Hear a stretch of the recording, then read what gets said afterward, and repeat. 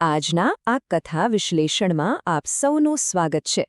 ચાલો આજે આપણે એક એવી કમાલની અને ઉત્કૃષ્ટ લોકકથાની વાત કરીએ જે છેતરપિંડી, ન્યાય અને આખરે જીવનમાં આવતા એક અદ્ભુત પરિવર્તન પર આધારિત છે. તો ચાલો સીધા જ આ મુદ્દા પર આવીએ.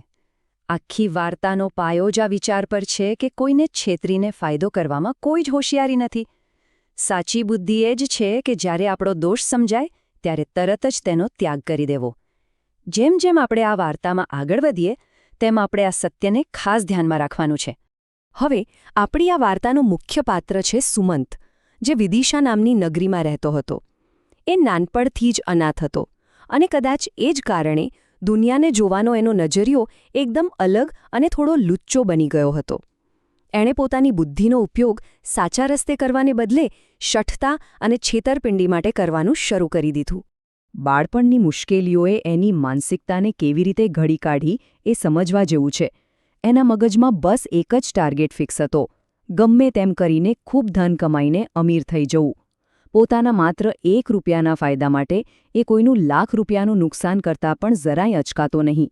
વિચારો, આ પ્રકારની સ્વાર્થી માનસિકતા કેટલી હદે ખતરનાક સાબિત થઈ શકે છે. જેમ જેમ એ મોટો થતો ગયો એમ એના કૌભાંડોની હારમાળા પણ વધવા લાગી.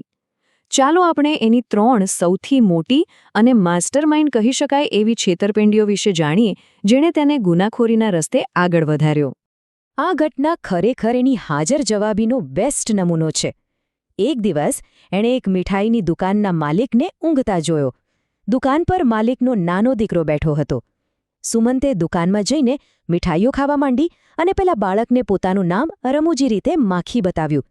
જ્યારે બાળકે તેના પિતાને જગાડીને કહ્યું કે પિતાજી, માખી મીઠાઈ ખાય છે, ત્યારે પિતાએ ઊંઘમાં જ જવાબ આપ્યો કે માખી તો રોજ આવે છે, ભલે ખાતી. અને બસ આ ભાઈસાબ લુચ્ચાઈથી મીઠાઈના 2 મોટા ખોખા લઈને આરામથી રફુચક્કર થઈ ગયા. હવે મીઠાઈના એ ખોખા લઈને એ પહોંચ્યો કનકચંદ નામના એક ખૂબ જ પૈસાદાર વેપારીના ઘરે.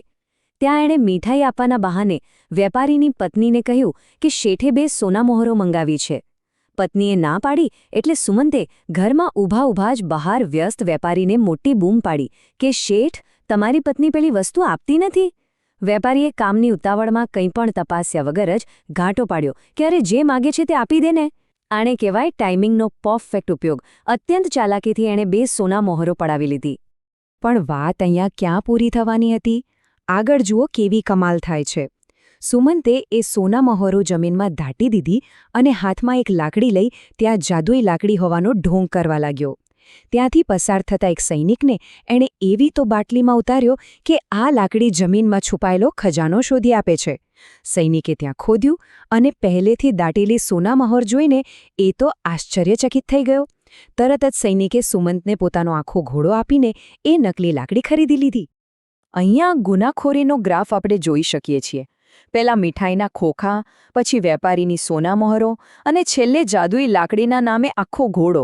સજા ન મળવાને કારણે એનો આત્મવિશ્વાસ એટલો વધતો ગયો કે અનેક લોકોને પોતાનો શિકાર બનાવતો રહ્યો. પરંતુ કહેવાય છે ને કે પાપનો ઘડો ક્યારેક તો ફૂટે જ. હંમેશા કોઈને છેતરી શકાતું નથી. સુમંતની આ ઉસ્તાદીની વાતો ધીમે ધીમે આખા નગરમાં ફેલાઈ અને છેવટે રાજાના કાન સુધી પહોંચી. રાજાએ પોતે કડક પગલાં લેવાનું નક્કી કર્યું અને આખરે ઘણા પ્રયત્નો પછી રાજાના સૈનિકોએ આ ચાલાક ઠગને પકડી જ લીધો. હવે રાજા સમક્ષ રજૂ કરાયા બાદ ગુનાહો એટલા બધા ગંભીર હતા કે મૃત્યુ સિવાયની કોઈ સજા યોગ્ય જ નહોતી લાગતી. રાજાએ અત્યંત આકરો હુકમ કર્યો કે આને શણના કોથળામાં મજબૂત રીતે બાંધી દો અને જંગલની ઊંડી ખીણમાં ફેંકી દો. હુકમ મુજબ સૈનિકો એને કોથળામાં પેક કરીને ગાઢ જંગલ તરફ લઈ ગયા. હવે અહીંયા એક બહુ મોટો સવાલ ઊભો થાય છે. સૈનિકો એને ખીણમાં ફેંકવા જઈ રહ્યા છે. કોથળામાં ચારે તરફથી બંધાયેલો એકદમ લાચાર સુમંત. શું કોઈ એવી શક્યતા છે કે તે અહીંથી પોતાનો જીવ બચાવી શકે? એક ઠગ જ્યારે ચારે બાજુથી ઘેરાઈ જાય અને સીધો મૃત્યુનો સામનો કરતો હોય ત્યારે એ કેવી રીતે છટકી શકે? જંગલમાં પહોંચીને સૈનિકોને નહાવાનો વિચાર આવ્યો એટલે એ લોકો કોથળાને એક ઝાડ નીચે મૂકીને નજીકના સરોવરમાં ગયા અને બસ સુમંતને જાણે લોટરી લાગી ગઈ. થેલાની અંદર બંધાયેલો હોવા છતાં એનું ભેજું તેજ ગતિએ કામ કરી રહ્યું હતું. એણે અત્યાર સુધીની સૌથી મોટી અને રમૂજી છેતરપિંડીની યોજના વિચારી કાઢી. એણે દૂરથી એક હાથીને આવતો સાંભળ્યો. તરત જ એણે કોથળામાંથી જોરજોરથી બૂમો પાડવાનું શરૂ કરી દીધું, મારે રાજા નથી બનવું, ભાઈ મને મદદ કરો. હાથી પર બેઠેલા માણસે આ સાંભળીને કોથળો ખોલ્યો. સુમંતે એક જબરદસ્ત વાર્તા ઘડી કાઢી કે રાજા એને જબરજસ્તીથી પોતાનો વારસદાર બનાવવા માંગે છે.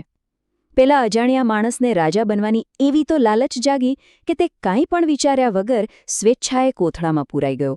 અને સુમંત પેલો હાથી લઈને ત્યાંથી સીધો ગાયબ. સામાન્ય રીતે કોઈ આવો ગુનેગાર હોય તો જીવ બચાવીને ભાગી જ જાય, રાઈટ? પણ ભાગી જવાને બદલે બીજે દિવસે સુમંતે જે કર્યું તે ખરેખર અકલ્પનીય હતું. અહીંથી જ આખું વિશ્લેષણ એક નવો અને સૌથી મહત્વનો વળાંક લે છે. સુમંત એ જ ચોરેલા હાથી પર સવાર થઈને સીધો રાજાના દરબારમાં પાછો પહોંચ્યો. રાજા અને સૈનિકો તેને જીવતો અને વળી હાથી પર પાછો આવેલો જોઈને સ્તબ્ધ થઈ ગયા. સુમંતે ફરી એક નવી સ્ટોરી બનાવી કાઢી કે ખીણની નીચે અલ્કાવતી નામનો એક ભવ્ય દેશ છે, જ્યાં ખેતરોમાં હીરા મોતી પાકે છે અને ત્યાંના લોકો એને રાજા બનાવવા માંગે છે. વાત અહીંથી જ નથી અટકતી. એણે તો રાજાને પોતાના રાજ્યાભિષેકમાં આવવા આમંત્રણ પણ આપી દીધું. હવે રાજા કંઈ કાચા કાનના નહોતા. એ તરત સમજી ગયા કે આ એક ઉપજાવી કાઢેલી વાર્તા છે અને અલ્કાવતી નામની કોઈ નગરી છે જ નહીં. પણ અહીં સૌથી અગત્યની વાત એ છે કે રાજાએ સુમંતના ગુનાઓ જોવાને બદલે એની અંદર છુપાયેલી ક્ષમતા જોઈ. રાજાએ અત્યંત ડહાપણભર્યો જવાબ આપ્યો, પ્રભુએ તને આટલી અદ્ભુત બુદ્ધિ આપી છે તો તેનો ઉપયોગ સન્માર્ગે કર. જો તું સાચા માર્ગે ચાલે તો ભવિષ્યમાં ખરેખર રાજા બની શકે છે. રાજાના આ પ્રેમળ અને સત્ય વચનોએ સુમંતના હૃદય પર સીધો ઘા કર્યો. એને પોતાની ભૂલોનો એટલો ઊંડો પસ્તાવો થયો કે તેને જાણે ધરતીમાં સમાઈ જવાનું મન થયું. રાજાએ ઉદારતા દાખવીને તેને માફ કર્યો અને તેને ઉત્તમ શિક્ષણ મળે તેવી વ્યવસ્થા કરી. અને રિઝલ્ટ ખરેખર આશ્ચર્યજનક હતું. એક સમયનો છેતરપિંડી કરનાર સુમંત હવે અત્યંત શિક્ષિત અને રાજાનો સૌથી વિશ્વાસુ પ્રધાન બની ગયો. એણે પોતાની બધી જ શક્તિઓ રાજ્ય અને સમાજના ભલા માટે વાપરવાનું શરૂ કર્યું. અને એટલે જ આ સ્લાઇડ પર લખેલી ગુજરાતી કહેવત એકદમ સચોટ બેસે છે, જાગ્યા ત્યારથી સવાર. આ કહેવત આપણી શરૂઆતની ફિલસૂફીને સંપૂર્ણ રીતે સાર્થક કરે છે. જ્યારે આપણને આપણી ભૂલ સમજાય છે અને આપણે તેને સુધારવાનો સંકલ્પ કરીએ છીએ, બસ એ જ આપણી સાચી સવાર છે. પોતાની જાતને સુધારવા માટે ક્યારેય કોઈ સમય મોડો હોતો નથી. તો આ કથા વિશ્લેષણના અંતે એક બહુ ઊંડો વિચાર કરવાનો છે.